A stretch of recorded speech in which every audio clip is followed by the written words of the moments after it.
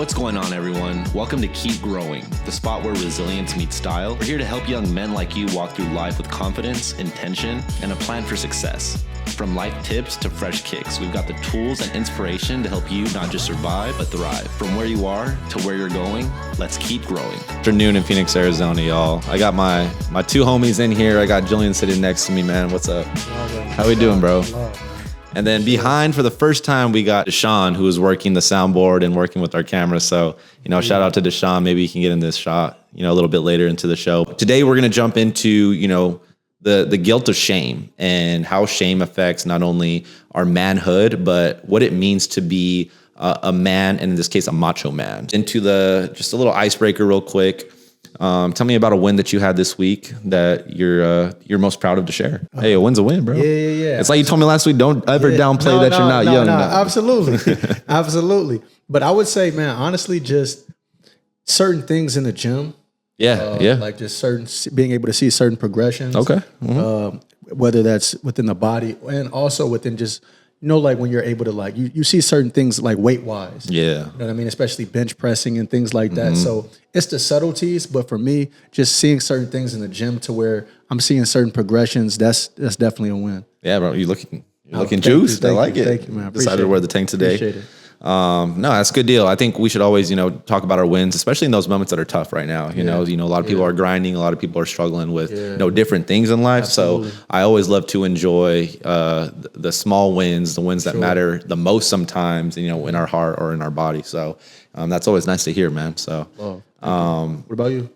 My first win, or my win, I would say would be, I switched up my workout regimen since we're on the workout talk. I'm doing more of like a upper body day and a lower body day. Okay. And I would say in the last 3 weeks, this is the best I felt. That's good. Like looking at myself in the mirror, I'm like, dang, man, I like what I'm seeing. That's so we're getting on that road to, getting back to where I want to be. So, very blessed for that. Absolutely. So today we're just going to look at the notes and we're just going to talk about, first and foremost, the first topic I want to get into with you is the performance of masculinity.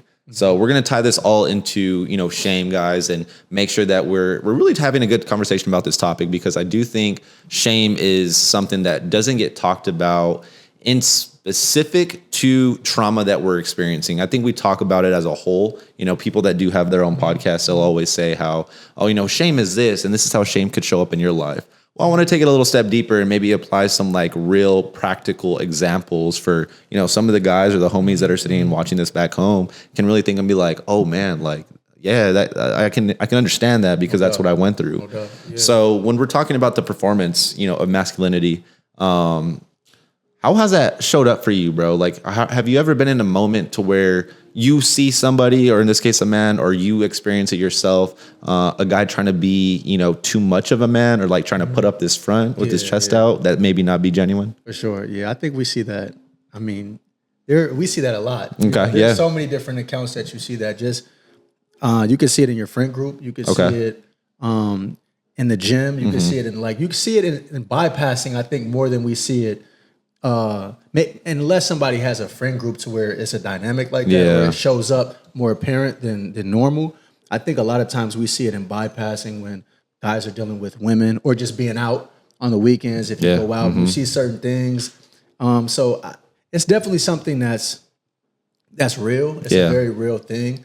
I think truthfully there's so many reasons for it. Right. But again, a lot of things just boil down to knowledge of self. And I think, just a lot of guys have, because we are naturally we're not, what's the word I'm looking for? We have testosterone. Yeah. So it's natural to have a certain bravado about yourself. Yeah. We reference the gym a lot. That testosterone directly shows in the gym. Yeah. You know what I mean? To be able to lift certain weights, to do certain things.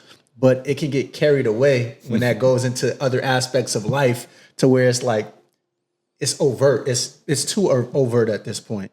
And I think, like I said, you see it when guys deal with women or just certain situations where they're group settings, and just there's so many nuances to it. But I think at the end of the day, it really just boils down to trying to over assert and trying to show, but you almost do the adverse effect when guys do that.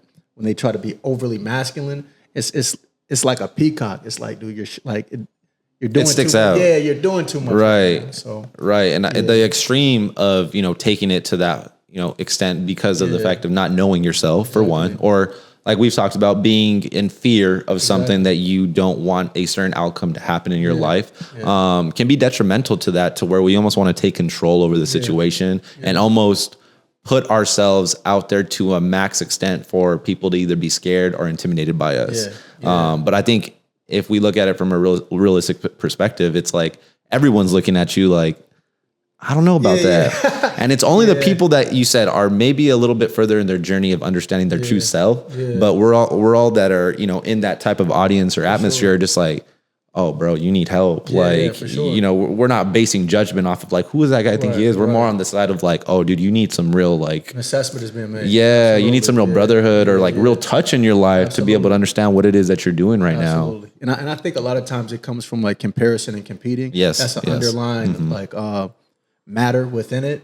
And that's why I say it really everything boils down to like knowing yourself and like trying to master yourself and understanding those things, because it doesn't matter who you are, who you're around. When you're in touch with just who you are as a man, you don't go in any situation and feel like you need to compete or compare. If anything, you go into it and you see stuff and you like it and you're like, okay, again, let me add that to my palette. I like how he does that. I like how he does that. I like how he wears that. I like his disposition, and you add that to yourself. But when that's not a premise, then the opposite will be, well, now let me show who I am. And that it'll never, like, you'll constantly be in that state of trying to do that. So again, when one is on the journey of trying to master themselves and be holistic within themselves, that's not a thing. Yeah. My next question to you would be, do you feel like there's a pressure for men out there? Like, do you feel like there is a pressure to prove that you're a man in society nowadays? Well, I think naturally there's a natural burden of proof and concept that we all have innately. But I will say this, I think with the acquisition of social media, it's exacerbated because there's so many different, whether it's podcasts, whether it's shows, whether it's guys trying to like teach. Now it's over in the sense of like, this is how you should be a man. These are the things that you can do. This is how you can get women.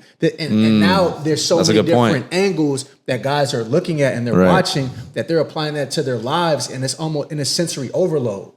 And so now once guys step outside from viewership and viewing these things, now they get in these spaces, and now their subconscious has been hit with all these different things. And now they're just reacting like in a way that could be like, dude, it's too much. And I'm speaking from just how I operate in the sense of, and that's why I say I'm not really on social media.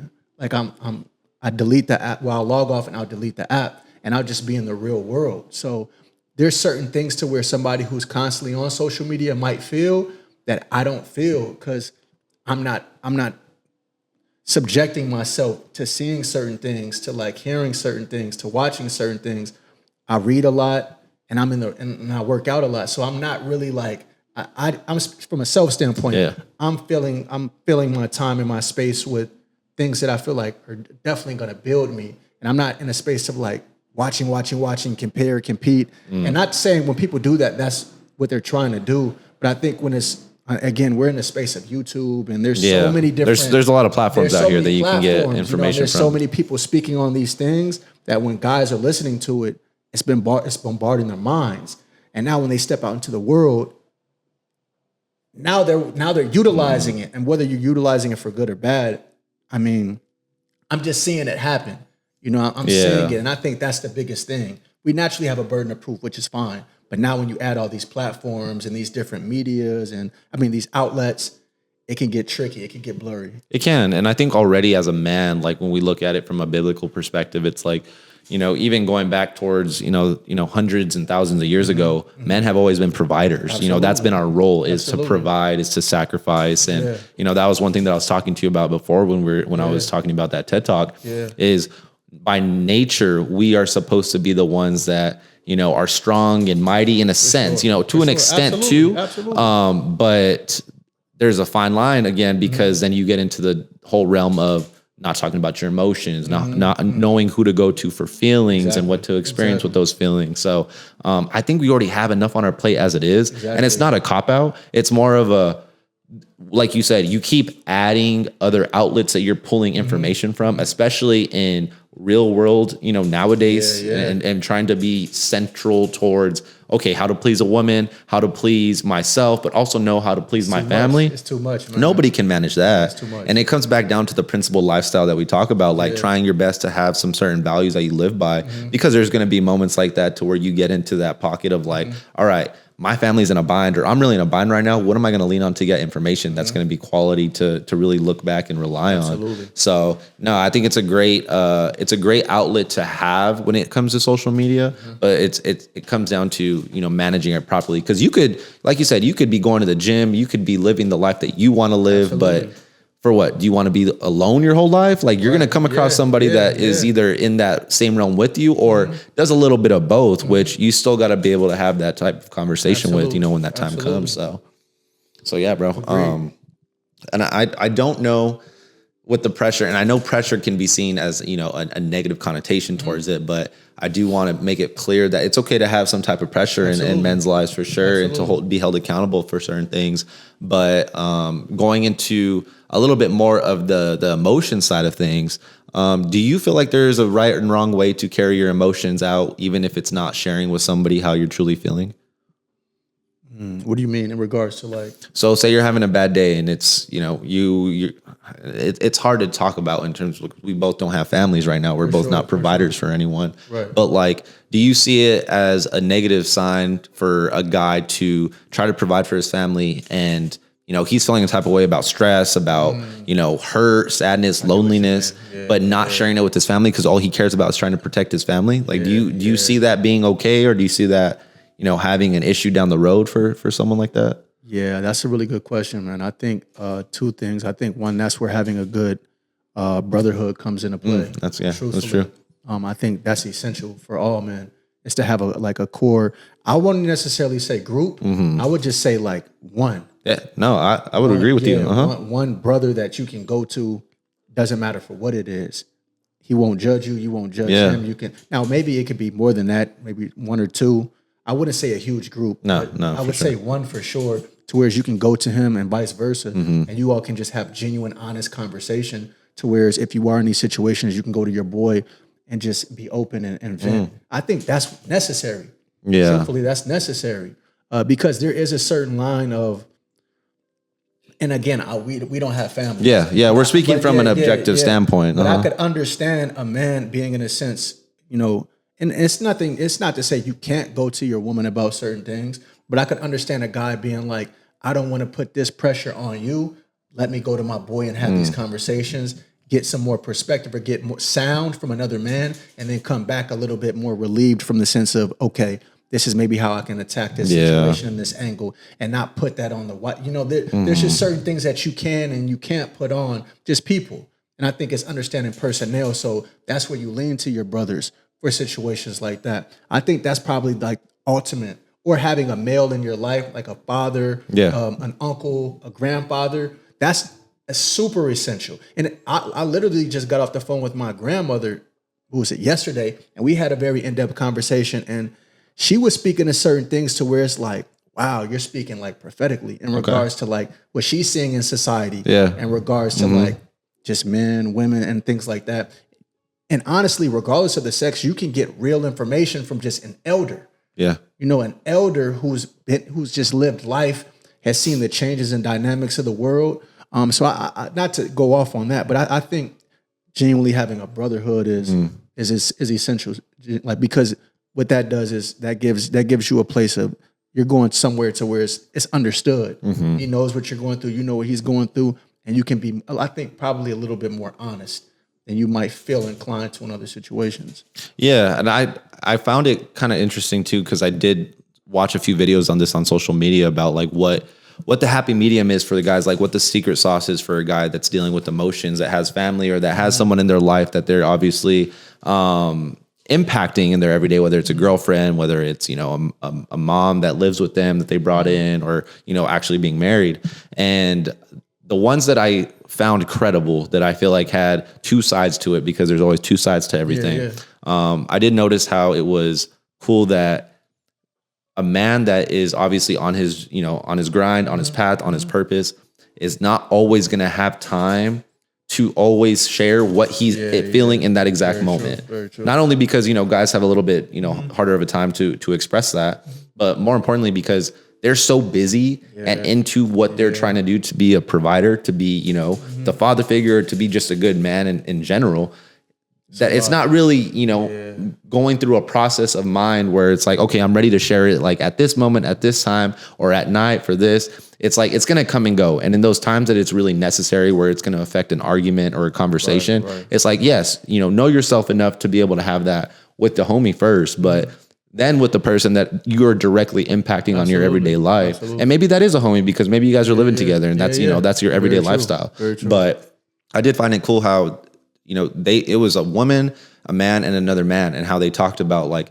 usually a guy that's, in that path of his life, which not a lot of guys are, but like if they're in that path of their life to where they're really working towards something, they're going to have tons of feelings and emotions. And sometimes those emotions don't necessarily drive the fuel of taking over their everyday life. Like it's not all the time that's going to happen, but you are going to have those ones that knock you down, and it's going to really put you in a depression for a while. And that's when you really got to sit there and be like, okay, we need to get this out. And how is this going to get flushed out if, you're not talking to anyone? That's true. So, it's teeter totter, bro. I do understand, what it means to, have those feelings and maybe not have the proper guidance and bring up, but what do you think? Is it an excuse still? In 2025, is it an excuse to say as a man, like, oh man, well, I just wasn't loved like that as a kid, or like, I didn't really have that growing up. And let's say we're, between the ages of 20 to 30 years old. Like, do you still feel like that is a valid excuse to keep using in your everyday life moving forward? Well, I probably wouldn't say it's an excuse. Okay. But I would say there are certain things that just in totality people go through to whereas I think what happens is that if certain things have happened in your life and you've had to persevere and develop on your own, and you persevered like that, you get in a space to where it's like, this is how I've survived. This is how I've operated. This is how I've just maneuvered. So when people, when they speak on certain things, maybe from a retrospective perspective in regards to, well, this is how it was in these previous times, and this is how I've maneuvered and gotten through it. It could seem like an excuse, but it could also really be like, that's how that person has survived, has maneuvered, has operated, and made it to this point. So it could almost be like a shield. There's so many different nuances in how it could be perceived, but I wouldn't necessarily say it's an excuse, even though it could be in certain situations, because I think when somebody understands maybe what they've gone through and they keep deferring to it, well, then at what point do you not like try to like mitigate that or find a solution to it? So I think it could be two, at the same time. But I will say if somebody keeps deferring to something, then it could be assessed like, well, now it's an excuse because you know what it is and you keep deferring to it and now you're not trying to get better. But if it's a situation to where maybe somebody recollects or, certain things you don't think about it until somebody asks you. So if you were to bring something up to somebody and they're like, wow, I didn't realize I was maneuvering like this, but this is why I've been maneuvering like this. It could be more of like a epiphany form in the sense of like, I've always moved like this because of this. So I think there's layers to it. But I think there's so many just different layers and dualities and nuances to life that sometimes it is an excuse, but sometimes for certain people, it's just, that's how they've lived their entire life and whatever facet that might be. Yeah, I think you bring up a good point. It's a situational type basis. And I guess I was speaking more in terms of the situations to where, okay, you do get it brought up to you or you do find out like a hard truth of like, hey, this is really an issue. It's a pattern that continues to happen, because the way I think about life is you're not always going to be on your own. Sure. Like, I don't care how independent somebody is. We have a natural want and urge to feel love as men. We really want to feel love. And I don't care like what any science backs up. Like what I know as being a guy is even in the moments that I can be as hyper independent as possible, I still want that love feeling, whether it's from a family member or, in those small moments of a relationship that's wanted. But I do think that in those times we do want to be together. So in those areas that you're talking about, like, yes, it can be seen as an epiphany. I do agree. but what's being done after that. Absolutely. You know, Yeah, I because agree. we're 20 years old. I would say at 20 years old, you know, a lot of 20-year-olds nowadays have a lot of good insight and education on who they are as people. And I think that's great.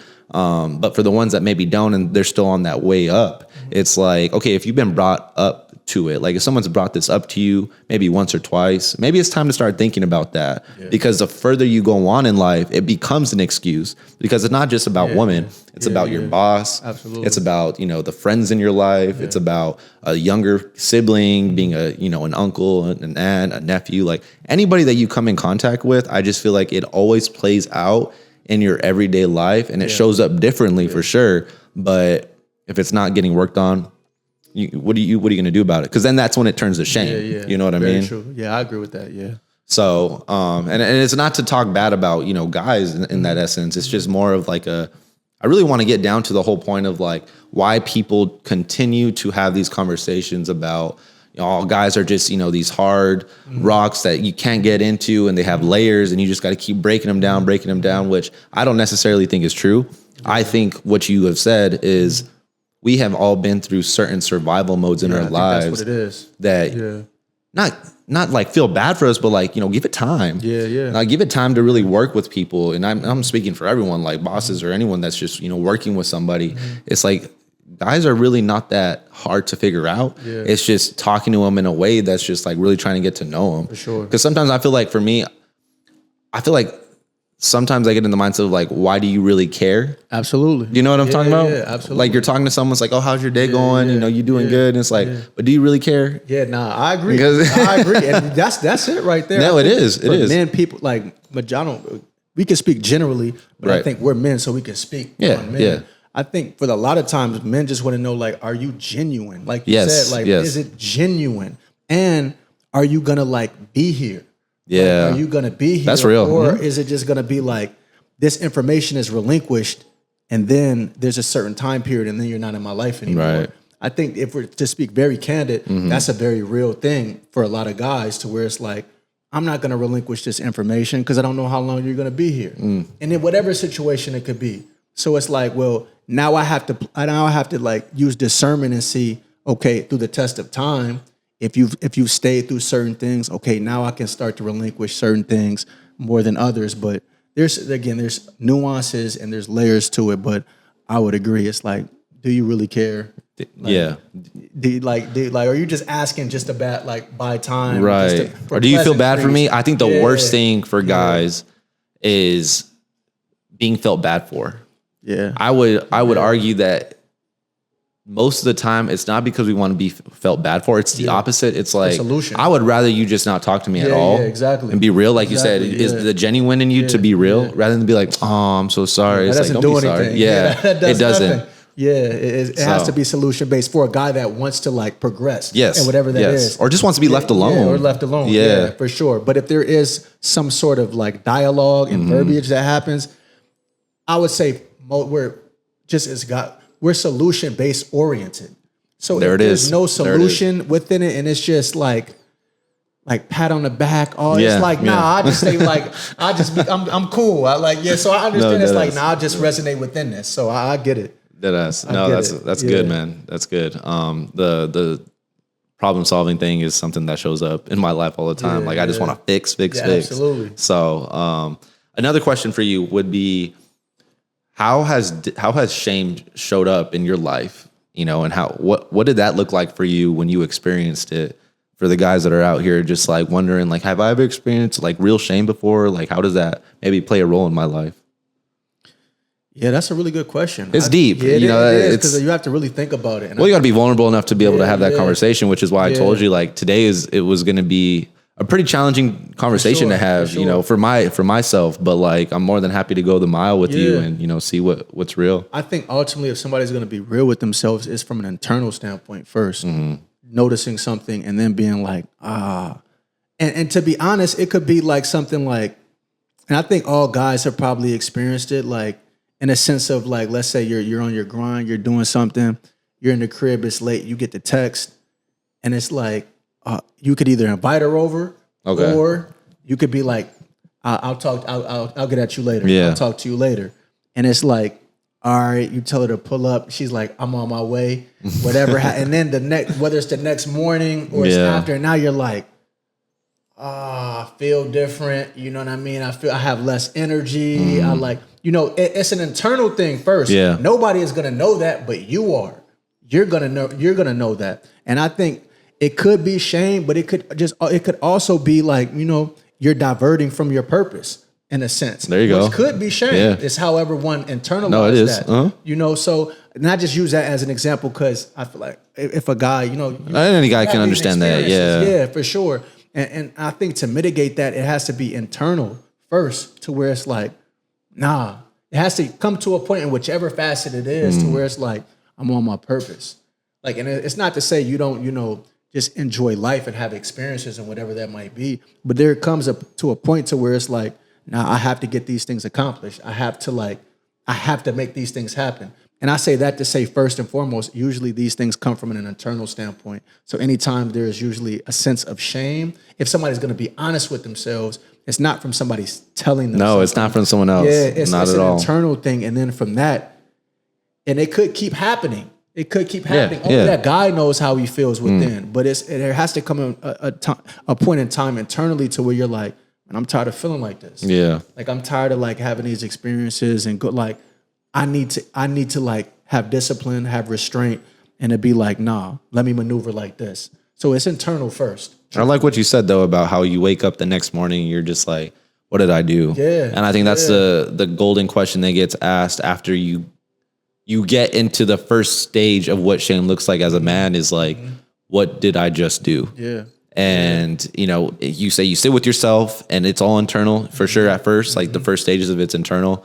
And you just, I don't know, bro. For me, I always had this like, man, like this was it. Like my whole life just felt like it just dropped. Yeah. And you can't really think straight. And then maybe you forget certain things that you had planned that day. You're out of focus. Yeah. And really just everything seems like in a slow motion, but dull. Yeah. Like all the color is depleted. Just You've been depleted. Yeah. And it's funny because it's kind of funny when we're talking about this conversation, but like even away from that type of example, I still feel like it shows up the exact same way. It does. In those moments, I'm just like, dude, like what am I doing? And then you start talking to yourself. The self-talk gets into the play, and it's a negative of like, bro, you could have just stayed on the path. Yep. You could have done this. You could have done that. It could be. I don't mean to. No. Go ahead. It could be as simple because you made a good point in diverting away from necessarily the woman aspect of it. Yeah. It could be the weekend comes up and you've been grinding, you've been doing whatever you're doing, and then you go out and you're out and you're like, and you're noticing like this doesn't fulfill me. Right. I should have been in the gym, or I should have been reading. I could have finished this book, or I could have been game planning, or I could have been reaching out to people. Now you're reflecting on like what internally you should have been doing. That's another example of that too, because there are so many different examples. Yeah. But that was great that you said that, because that's a real thing too, and I think people override that. Right. Or they'll use whatever that situation is to be like, yeah, let me just fill my mind with this. But it's like, no, you can't run from yourself. No. Because in that moment, like, especially if you're attempting to be on your purpose, or if you're on your purpose, you'll know in a moment, like, I'm not supposed to be here. No, you won't. Like, you'll know exactly right away though what it's supposed to look like. Exactly. And then that shame turns into, like you said, it turns into self-talk for sure. Yeah. And then it rides into how you show up in every other thing in your life. Yep. And I think that's the part that makes, the most impact is, the sitting in the shame sucks, but then it roller coasters into this huge snowball effect to where you're 2 weeks down the road and you're still continuing to live in your head about what happened 2 weeks ago. Mm-hmm. And then you go in to meet with, friends, family, relationships, and they see that you're so out of touch with yourself, like mentally, like you're clocked out. Yeah.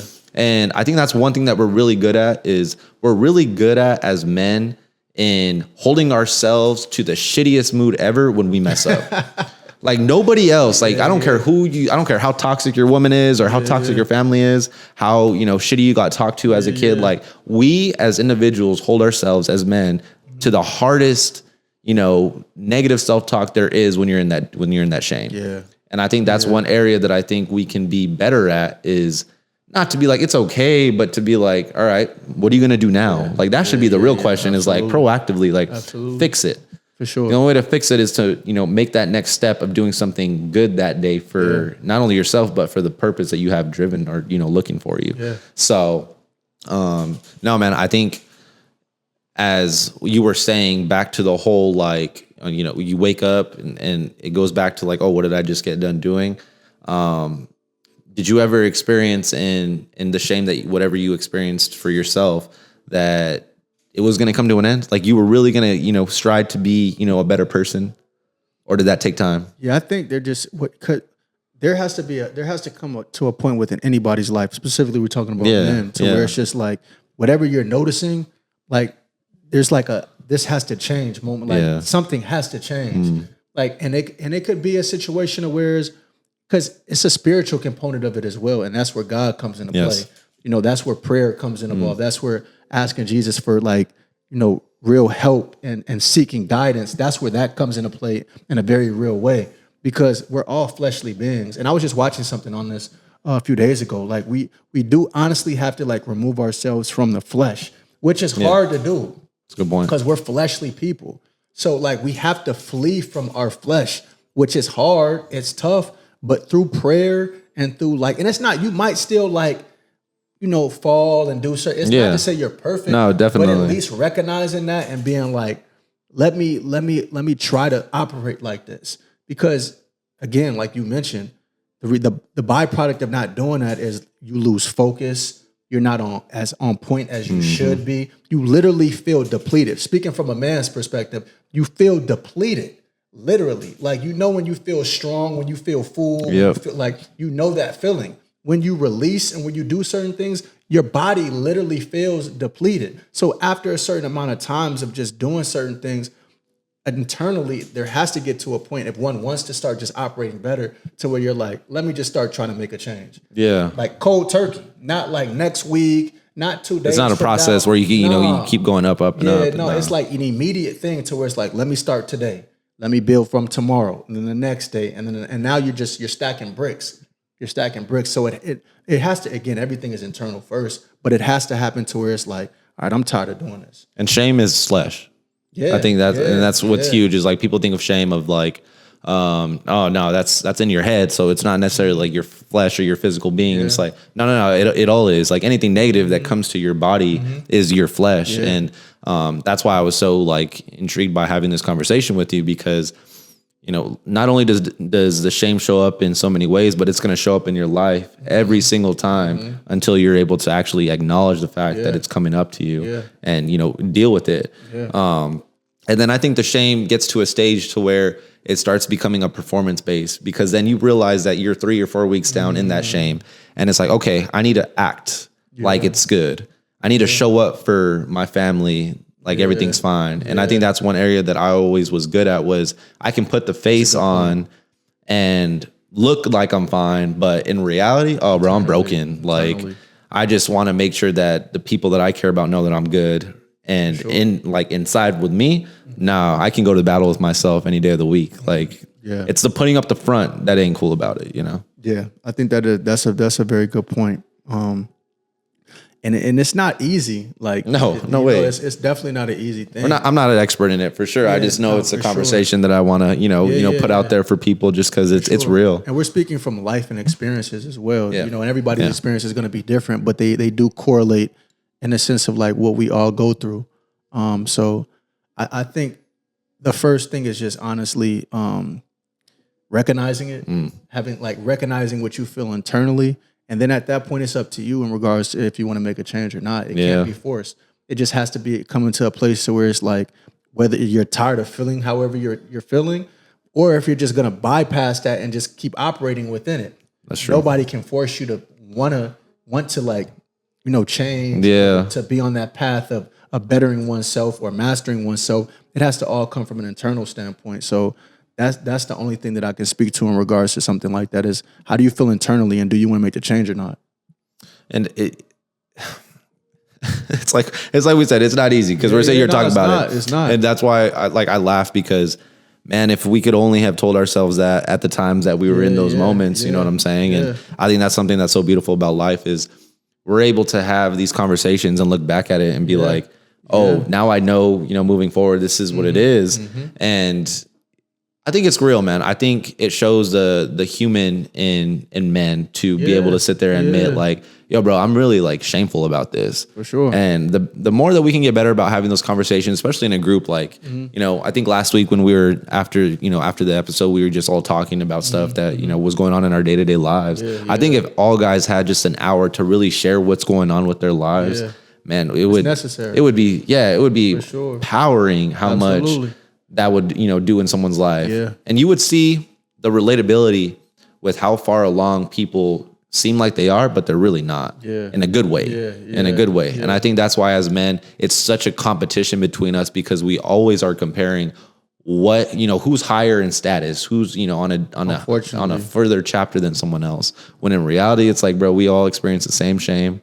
We all experience the same type of, heartbreaking, the same type of loss that we've went through. And I think as athletes, to speak towards, man, that shame after, not doing your job in a big time game is real. Yeah, that's very And it true. gets underplayed. That's very true, man. And I'll just finish with this. I'm reading a book called Inner Excellence, and it talks about like killing the ego. Like death to the I like ego. that. Yeah. And that's the ultimate thing. Like, and that boils down again to, competition, competing, like that whole like bravado in regards to like being in a place and a guy trying to assert himself. Like and it's like, dude, there's no need for it. If you know what's within, it'll disseminate naturally. People will be able to see that. But when you remove the ego and operate within just love, wisdom, courage, light, all these things won't, like, it'll just naturally start to ooze from you.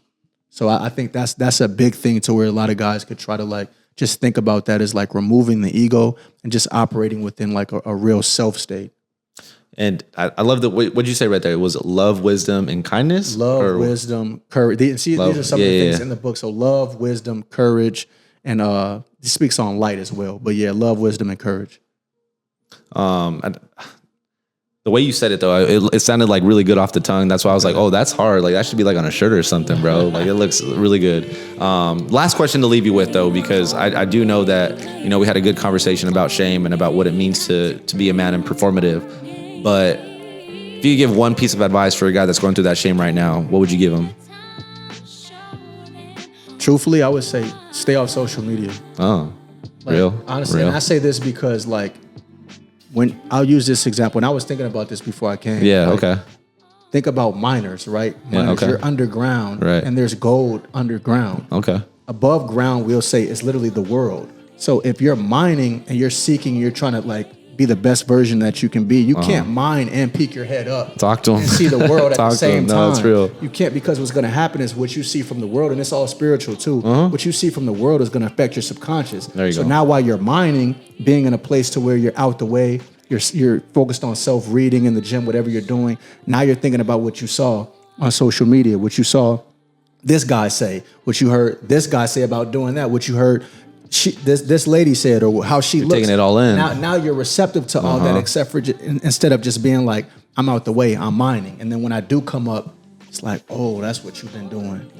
That's what you've been doing. I like that saying. It seems like, because I know we're in the space of social media, Yeah. and I'm not knocking social No, media. no, definitely. I but hear what we you're are saying. in a world to where it's such an abundance, and it's every single day. It's every day. It's not going away. So just mine. It's okay if you miss some Just stuff. mine. Yeah, just mine. That's another shirt right there. You're just coming off with shirts, bro. Yeah, I man, love it. Just mine. Like something is going on every day. You're not gonna miss anything. You're not gonna miss. I love anything. that. Yeah. Just mine. mine. My last thing to say is somebody loves you, man. Yeah, absolutely. We love you. Stay up and stay, true to your purpose. Absolutely. My God, bro. Oh.